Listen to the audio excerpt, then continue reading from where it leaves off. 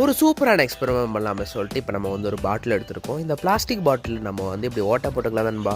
So அதுக்காக இப்போ நம்ம வந்து இப்படி சேஃப்டி பின் எடுத்துக்கலாம். இந்த சேஃப்டி பின்னை யூஸ் பண்ணி தான் நம்ம வந்து சைடில் ஒரு ஓட்டையை மட்டும் போட்டு எடுத்துக்கோங்க நண்பா.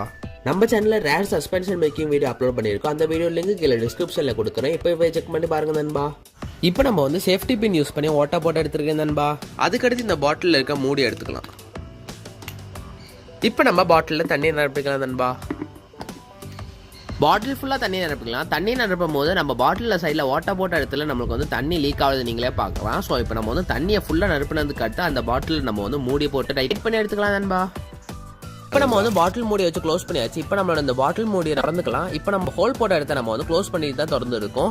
இப்போ நம்ம வந்து அந்த ஹோலை ரிலீஸ் பண்ணும்போது நீங்களே பாருங்க அந்த தண்ணி வெளியே வருது. இப்போ நம்மளோட பாட்டில் மேல இருந்து கீழே விழுகும் போது மட்டும் நம்மளோட அந்த தண்ணி வந்து வெளியே வராது நண்பா. ஏன்னா அந்த மேல இருந்து கீழே விழும்போது ப்ரெஷர் ஜாஸ்தியா இருக்கும். ஸோ அதனால தண்ணி வந்து வெளியே லீக் ஆகுது நண்பா.